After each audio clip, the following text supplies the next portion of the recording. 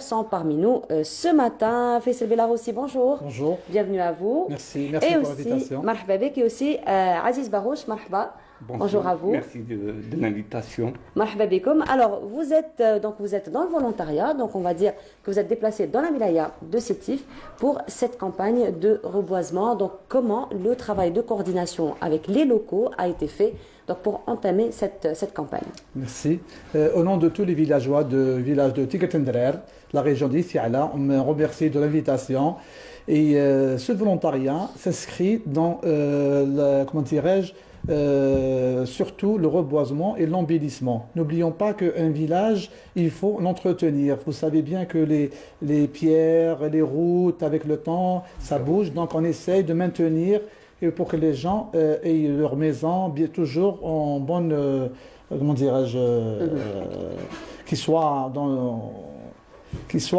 correct. Ouais, qui soit correct. Justement, voilà. Alors, pour cette campagne, donc, vous vous êtes déplacé sur place donc, en compagnie de l'association qui se trouve sur place. Alors justement, cette campagne a déjà débuté. Donc, comment le travail a été fait sur place, notamment par rapport au choix donc des plans, parce qu'on sait très bien que le choix est quand même une étape très importante. Absolument. C'est fait en collaboration avec la direction des forêts de la région. C'est eux qui nous ont suggéré certains arbres qui adhèrent au village. Surtout, la plantation, c'est pour l'érosion du village. C'est une zone montagneuse, oui. Donc il faut replanter, planter. Et en même temps, on a profité pour embellir, nettoyer le village. Et ça avec l'aide des autorités, de l'association civile de la région. C'est la région d'Istiala. D'accord. C'est pas uniquement Sétif, c'est la région d'Istiala. D'accord. Voilà. Alors justement, notre collègue Rila Soud Hamouda vous a suivi sur place donc, pour voir un petit peu comment cette campagne s'est déroulée. Donc je vous propose de voir ce reportage. On se retrouve juste après pour en parler.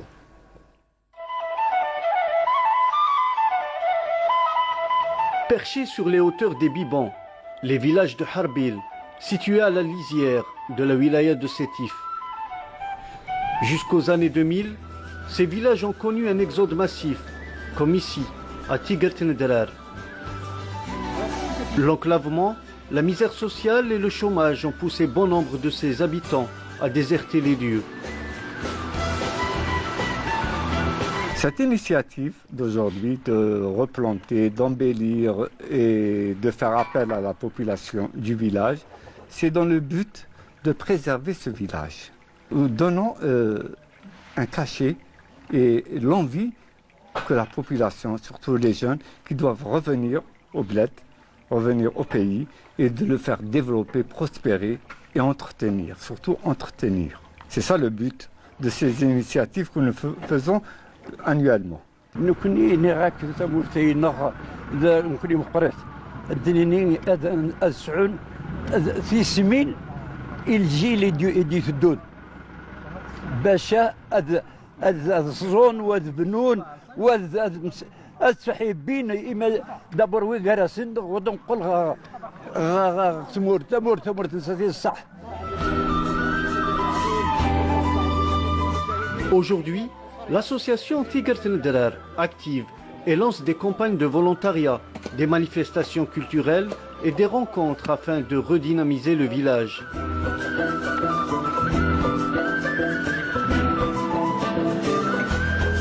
Prépare ça pour nos enfants, pour l'avenir de nos enfants. Comme ça, ils vont savoir que le volontariat, c'est quelque chose de beau, quelque chose de bien, quelque chose de l'environnement, de l'oxygène, on prend de l'air pur, on vient ici, tout le monde est présent. Quand on fait vraiment, on appelle pour faire le volontariat et c'est que tout le monde participe. من أجل تحسيس أهل المنطقة وسكان الدائرة ككل ولهذا نطلب من السكان الحفاظ على هذه الثروة. ناويين لي فولونتاريا باش الزون الشجور إذا درتينا باش عند العباد قلنا ندي زافيرين وكلين إن شاء الله شجورين المستقبل مزيان مقرنا إلى أن على الشجور باش الشجور يدي حيون تمور. L'objectif, trouver des solutions pour un développement économique durable, d'autant plus qu'il existe un potentiel dans les secteurs de l'écotourisme, l'agriculture de montagne et l'artisanat. En fin de compte, s'il n'y a pas de la main-d'œuvre, s'il n'y a pas l'humain, rien n'existe. On essaie d'inculquer ça à nos nouvelles générations. C'est d'être ensemble, de vivre ensemble. C'est une mode qu'on a un peu perdue ici dans nos montagnes. C'est vrai que les décennies qui sont passées, il y a beaucoup de villages, des hameaux, il n'y a pas beaucoup de moyens. Et l'État a aidé à travers le gaz naturel, à travers les branchements. Et nous, on va essayer de faire le bien-être. On va essayer de faire des projets qui sont en adéquat avec la région de Thiala.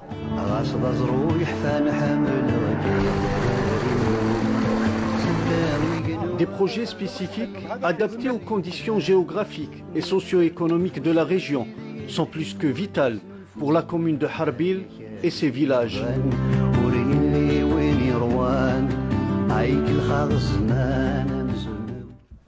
Et de retour sur le plateau, c'était donc la campagne de reboisement et c'était un reportage de Riles Ould Hamouda. Et nous revenons donc, là vous étiez donc sur place, vous avez travaillé en collaboration avec la Direction Générale des Forêts.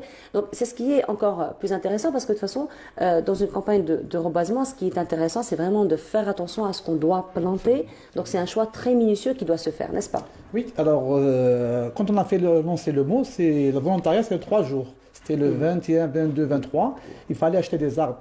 Il fallait acheter des arbustes. Donc on a fait appel aux forêts qui sont très présents et je les salue parce qu'ils font un travail très difficile dans une région très difficile.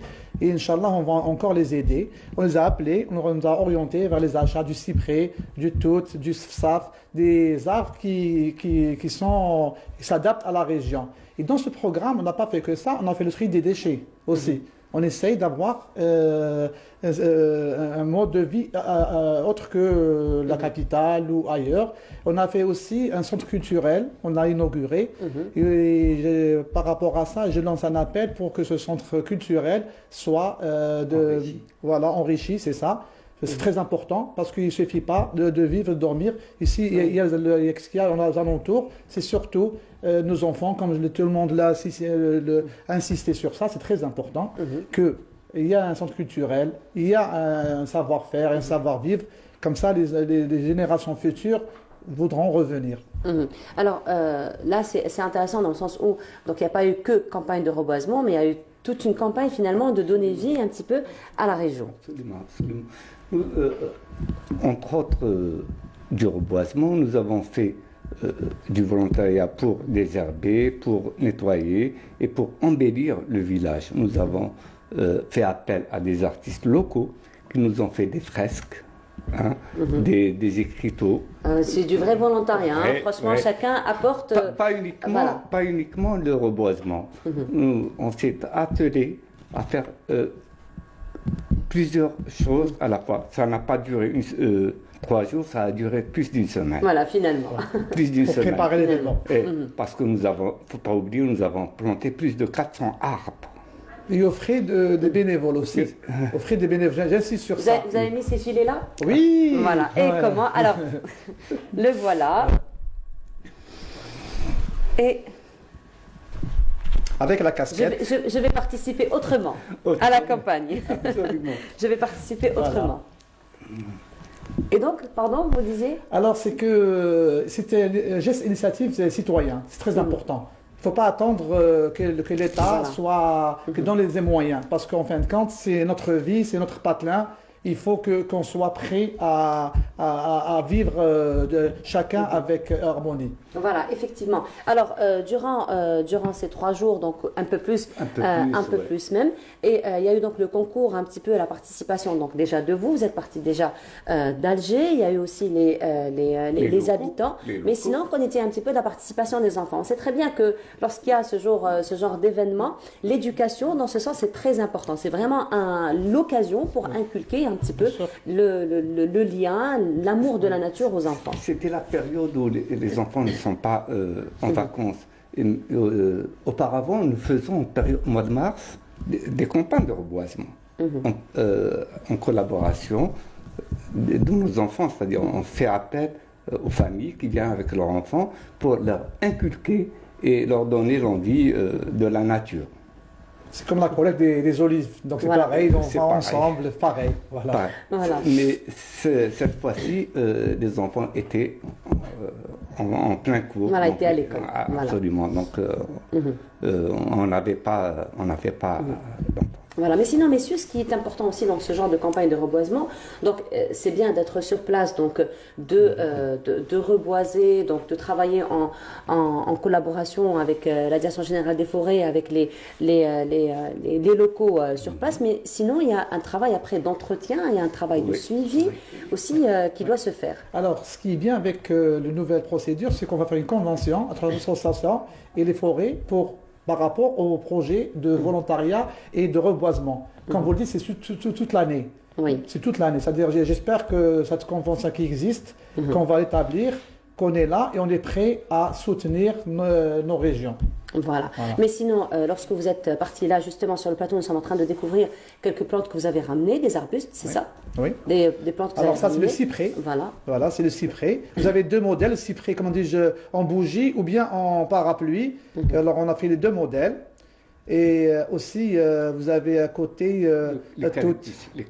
Non, ce qu'on a ramené, c'est tout. Ce qu'on a ramené, on a deux modèles. Et on a fait l'eucalyptus et aussi on cherche la biodiversité. On ne cherche pas à ramener qu'un seul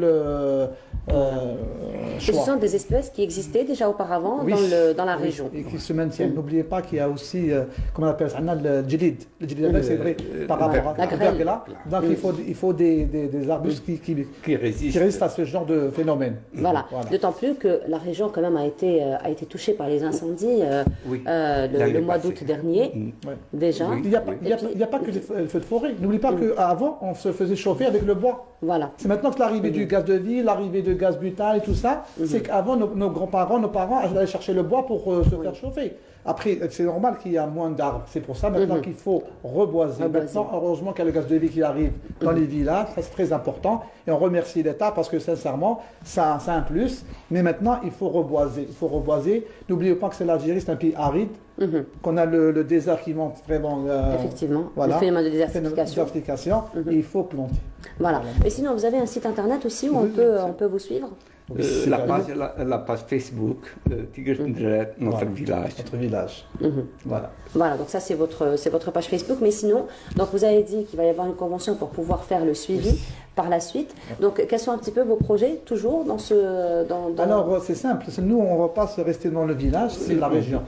Parce que la région ici, là, elle est un peu oubliée des autorités. Parce que c'est le nord de Sétif. C'est vrai qu'elle est enclavée, c'est des montagnes, c'est pas les plates, mais on demande aux autorités de faire un geste par rapport au motorisme. N'oubliez pas, si on embellit les villages, c'est pour que les gens viennent aussi. C'est pour maintenir la vie, c'est pour que les gens ne partent pas ailleurs. C'est ça. Donc s'il y a des touristes, du mouvement, ça va créer on cherche aussi, comment dirais-je, des moyens pour que les gens fassent le traditionnel, par exemple les fontaines d'eau soient bien embellies. Tout ça, ça crée un dynamisme par rapport à la région. Ah ben voilà. Donc ça, ce sera pour donc généraliser un petit peu vos actions. Donc ça, c'est pour le reboisement, encore une fois pour la nature. Encore peut-être d'autres objectifs, toujours dans le domaine du volontariat, parce que vous êtes dans le volontariat, il faut dire. Donc c'est pas un mouvement associatif, mais vraiment vous êtes en plein volontariat. Absolument. Là, on veut que les autres villages prennent exemple de nous et qu'on puisse, on va les aider. S'ils font appel à nous, on va les aider pour pouvoir continuer cet élan du volontariat. Alors, c'est très connu, le volontariat, la solidarité chez les Algériens, c'est très connu. Il suffit juste donc d'exprimer le besoin. Et donc, la réponse est très vite. On profite de cette occasion pour faire appel à d'autres villages avoisinants. D'ailleurs, je lance un appel, parce qu'on va y aller ces jours-ci, parce qu'on va profiter de la trêve du dimanche, le 1er novembre. Villageois de Tijit et de Tegmiwin, on va ramener des... À Tobo. Qu'est-ce qui sont pas loin. on va acheter avec nous des arbres, on va les faire ces jours-ci. Ah ben voilà. Merci beaucoup. Donc, merci beaucoup pour tout ce que vous faites. Merci beaucoup d'avoir été parmi nous ce matin. Je rappelle, Monsieur Faisal Bellaroussi et Monsieur Aziz Barouch, vous êtes tous les deux participants, vous êtes tous les deux dans le volontariat. Monsieur Bellaroussi, je rappelle que vous êtes le papa de Maïssa Bellaroussi et nos téléspectateurs se rappellent certainement d'elle. Elle nous enchantait chaque samedi. Elle nous enchantait, nous déjà les adultes, mais aussi les enfants. Je vais profiter de votre présence. Voilà, elle m'a fait une petite lettre. Voilà, c'est pour moi. Je vais pas la lire en direct parce que je sais que je vais pas me retenir. Hein, elle me manque tellement, Maïssa. Donc Maïssa, je te fais un gros bisou. Je te dis que tu nous manques beaucoup et un gros bisou à toi, à ta sœur, à tes frères, mais aussi à ta maman qui fait un travail colossal. Ta maman est un véritable exemple de maman, vous aussi. Hein. Voilà, elle a contribué aussi. Elle a contribué. C'est pas étonnant de la part de Maïssa, de toute façon. Maïssa, elle a contribué déjà pour les incendies, elle a contribué aussi pour la période Covid et aussi pour cette fois-ci. Merci beaucoup encore une fois d'avoir été parmi nous ce matin. Nous arrivons à la fin de notre émission. Merci beaucoup de nous avoir suivis. Je vous retrouverai avec un énorme plaisir demain, Inch'Allah, à partir de 9h. Bonne journée à tous.